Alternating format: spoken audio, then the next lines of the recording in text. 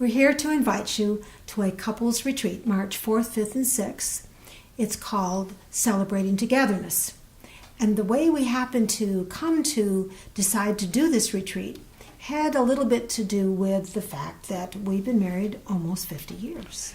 And what's been happening around here, the more people hear about the fact that we're ready to celebrate our 50th wedding anniversary, is people, especially some of the younger people, say to us, how did you manage to last 50 years? So that brought up a discussion between the two of us because we started thinking about that. And actually, we didn't really necessarily agree on what had brought us to 50 years. For me, I feel very strongly it has a lot to do with the training that we eventually evolved with.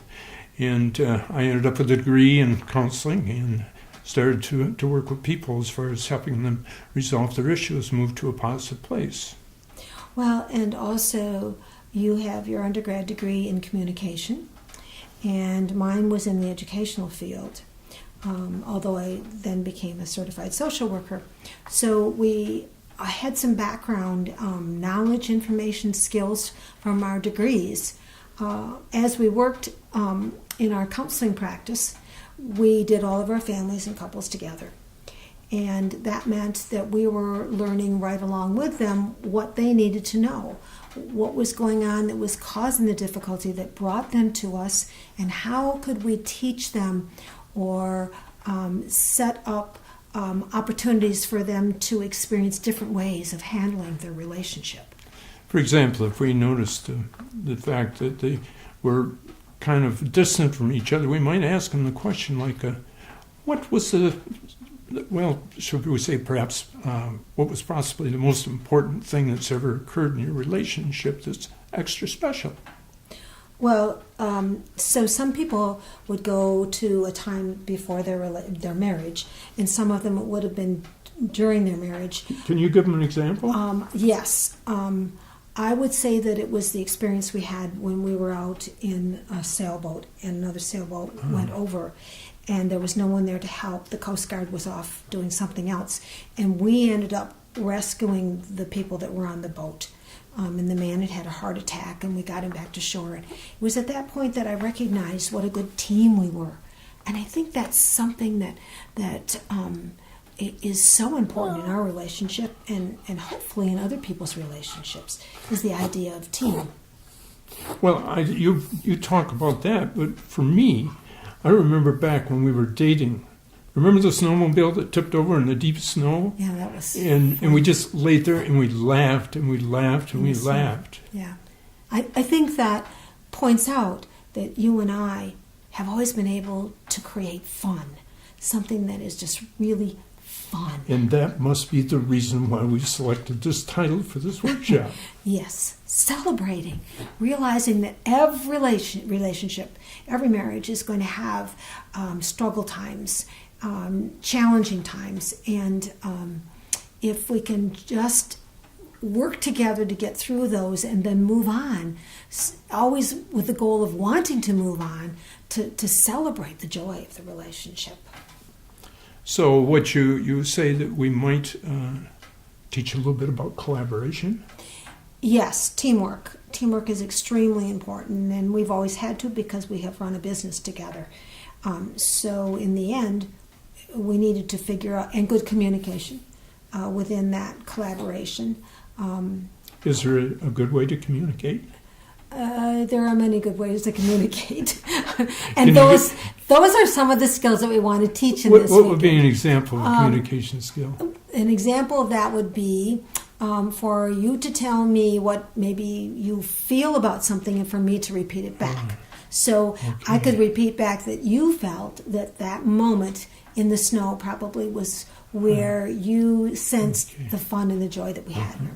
And I think one of the most important things for me is the statement, I hear you. I don't agree with you, but I heard it instead of launching into all the disagreements. Does that have something to do with acceptance? Yes, and that I think is another area that's so terribly important, is the idea of accepting a person where they are. I feel I can go through the day and if I'm spending the whole day with you, it's numbers of, oh, I got to accept that, or oh, he did this, and I forget. Well, he likes to leave doors open all the time in drawers, and I'm a very tidy person, and so it's every moment of closing the drawer and going, oh, that's the way he is, and accepting that and recognizing that that's part of what I love about you is that you are spontaneous and you are moving towards your next thing, and that's why you leave all the doors open. Do you think that asking questions has been? Yes, and you're always so good at that. You're a good person. How does that help? That helps you learn what's going on with the person.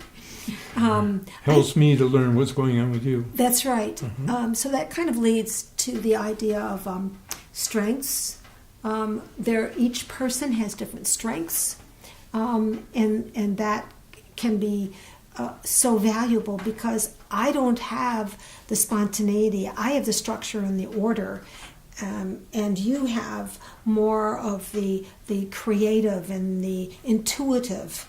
And so combining those strengths has worked so very well for us. I was just thinking about the difference in our strengths was setting up this video. You were focused on the arrangement of our beings here, and you were focused on the colors. I was looking for shadows and how to create good lighting.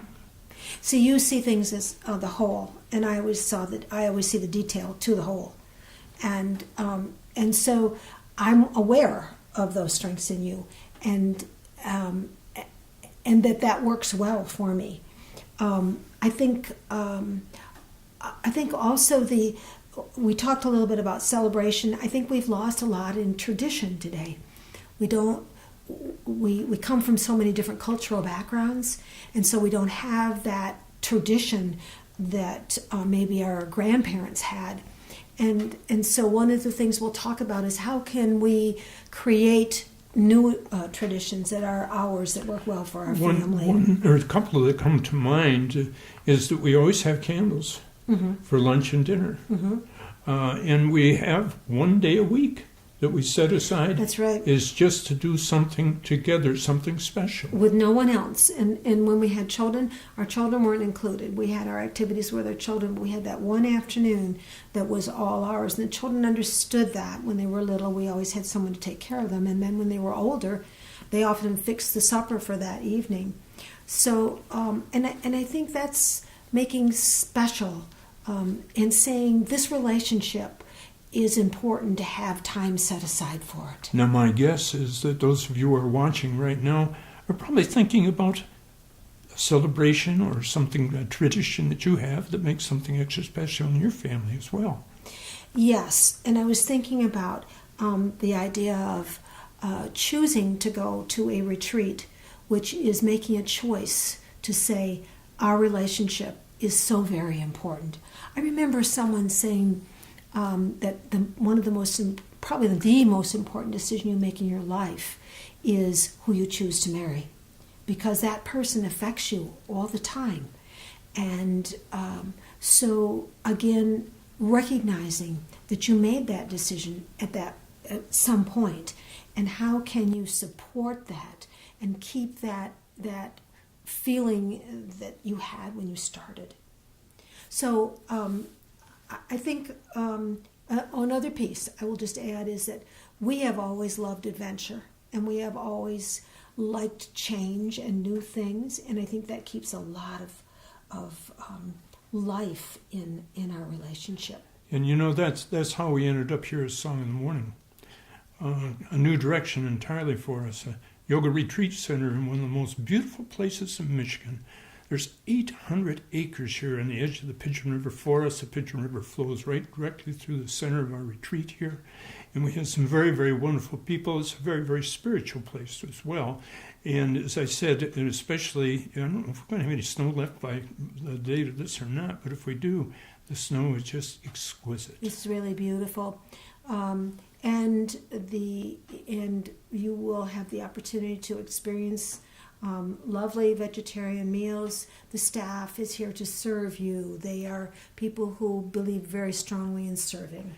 And we'll have some time for you as a pair to step outside and kind of explore the environment here.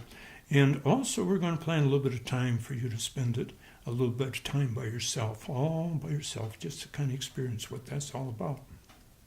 So, we would love to have you join us. We are planning all kinds of fun activities because that's what it's all about. And we plan to teach you some skills and some techniques that you can take back with you. And we hope that you will join us March 4th, 5th, and 6th at Song of the Morning for a couples retreat called Celebrating Togetherness. If you want to find out more about Song of the Morning, just go to www.songofthemorning.org. And I think it's on the right-hand side. There's a calendar of events, and if you click on that, you can scroll down into the date of March 4th, 5th, and 6th. You'll find a description of our workshop. And if you've got further questions, just give Song in the Morning a call, and they can perhaps help you out.